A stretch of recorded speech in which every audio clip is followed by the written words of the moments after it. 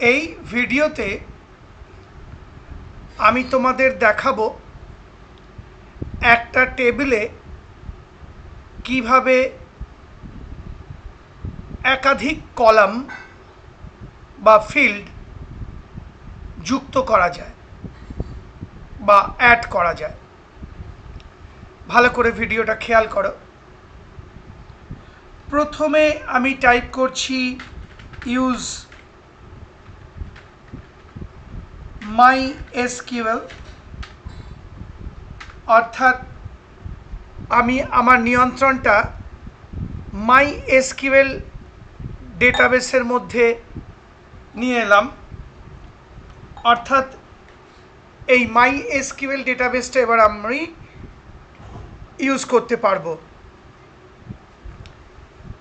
এইবার দেখো, আমি নির্দেশ লিখছি DESC স্পেস এমপ্লয়ি, অর্থাৎ ডেসক্রাইব এমপ্লয়ি।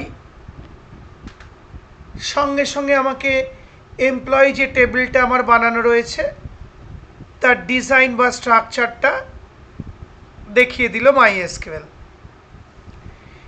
এইবার আমি এই এক্সিস্টিং ডিজাইন বা স্ট্রাকচারে তিনখানা কলাম বা ফিল্ড অ্যাড করব বা যুক্ত করব। এখন খেয়াল করো, 1 2 3 4 5 6 ছখানা ফিল্ড বা কলাম টেবিলটার মধ্যে রয়েছে। এবার এই ডিজাইনে আমি আরও তিনখানা কলাম বা ফিল্ড অ্যাড করব। লক্ষ্য করো, প্রথমে আমি টাইপ করছি অল্টার, ALTER, তারপর স্পেস দিলাম, তারপর আমি টাইপ করছি টেবল, আবার স্পেস দিলাম। এবার আমি টাইপ করলাম এমপ্লয়ি। তার মানে পুরো নির্দেশটা হলো অল্টার টেবল এমপ্লয়ি। তার মানে তুমি কোনো টেবিল ডিজাইনের মধ্যে যদি আরও কলাম অ্যাড করতে চাও, তোমাকে নির্দেশটা লিখতে হবে অল্টার টেবল বা কমান্ডটা লিখতে হবে অল্টার টেবল। এরপর টেবিলের নামটা লিখতে হবে যেটাকে বা যেটার মধ্যে তুমি নতুন কলাম বা ফিল্ড অ্যাড করতে চাও। অল্টার টেবিল মানে আমি টেবিলটাকে অল্টার অর্থাৎ পরিবর্তন বা মডিফাই করতে চাইছি। তাহলে ফার্স্ট লাইনে লিখলাম অল্টার টেবল এমপ্লয়ি। এবার একটা এন্টার কি প্রেস করতে হবে। এই আমি এন্টার কি প্রেস করলাম, সঙ্গে সঙ্গে দেখো সেকেন্ডারি প্রম্পট চলে এলো MySQL এর। এবার আমি টাইপ করছি অ্যাড, অর্থাৎ অ্যাড করতে চাইছি বা যুক্ত করতে চাইছি। এবার একটা ব্র্যাকেট স্টার্ট করলাম, ফার্স্ট ব্র্যাকেট।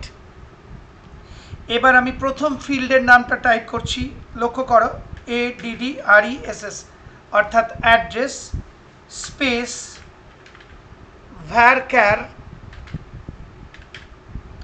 ব্র্যাকেটে সাইজটা দিয়ে দিলাম ধরো 60। তার মানে প্রথম ফিল্ড আমি লিখলাম অ্যাড্রেস, মানে ফিল্ড বা কলামটার নাম হলো অ্যাড্রেস, ডেটা টাইপ হলো varchar আর সাইজ হলো 60। এবার কমা টাইপ করলাম। এবার আমি লিখছি ইমেল আইডি স্পেস varchar, ব্র্যাকেটের সাইজটাও লিখে দিলাম 30, আবার কমা দিলাম। এবার আমি টাইপ করছি মোবাইল নাম্বার, এটাকেও varchar হিসেবেই দিচ্ছি, কারণ varchar বা ভেরিয়েবল ক্যারেক্টার ডেটা টাইপ দিলে তুমি সংখ্যাও ইনপুট করতে পারবে, অ্যালফাবেটও ইনপুট করতে পারবে, সিম্বল বা চিহ্নও ইনপুট করতে পারবে। সাইজ দিলাম 30 করে সাইজের ব্র্যাকেট ক্লোজ করলাম, আর আরেকটা ব্র্যাকেট ক্লোজ করলাম কারণ এই অ্যাড নির্দেশটা লেখার পর একটা ব্র্যাকেট শুরু হয়েছে, তার মানে অ্যাডের সঙ্গে যে ব্র্যাকেটটা সেইটা এখানে আমি ক্লোজ করলাম। তারপর একটা সেমিকোলন চিহ্ন, তোমরা জানো এন্ড অফ স্টেটমেন্ট বা নির্দেশের শেষ বোঝাতে গেলে মাইএসকিউএলে সেমিকোলন চিহ্ন টাইপ করতে হয়। তাহলে কি দাঁড়ালো সম্পূর্ণ নির্দেশটা? অল্টার টেবল এমপ্লয়ি, অর্থাৎ আমরা এমপ্লয়ি টেবিলটাকে অল্টার বা পরিবর্তন করতে চাইছি। অ্যাড অর্থাৎ অ্যাড করতে চাইছি। এবার ব্র্যাকেট স্টার্ট। অ্যাড্রেস নামে একটা কলাম বা ফিল্ড, যার data type varchar, size 60। Email ID বলে আরেকটি কলাম বা ফিল্ড, যার ডেটা টাইপ varchar, সাইজ 30, কমা। মোবাইল নাম্বার নামে আরেকটি ফিল্ড বা কলাম, যার ডেটা টাইপ varchar, সাইজ 30। তার মানে তোমাকে অ্যাড লিখে নতুন ফিল্ড যেগুলো অ্যাড করতে চাইছো তাদের নাম, ডেটা টাইপ, সাইজ লিখতে হবে। আবার কমা দিয়ে আরেকটি ফিল্ডের নাম, ডেটা টাইপ, সাইজ লিখতে হবে। আবার কমা দিয়ে ফিল্ডের নাম বা কলামের নাম, ডেটা টাইপ, সাইজ লিখতে হবে। এইভাবে পরপর লিখে যেতে হবে তুমি যে কয়টি কলাম অ্যাড করতে চাও। আর যেহেতু অ্যাডের একটা ফার্স্ট ব্র্যাকেট শুরু হয়েছে, সেটাকে কিন্তু ক্লোজ করতে ভুললে চলবে না। এই দেখো আমি ক্লোজ করেছি, হাইলাইট করে দিলাম, অ্যাডের ব্র্যাকেটটা ক্লোজ হলো।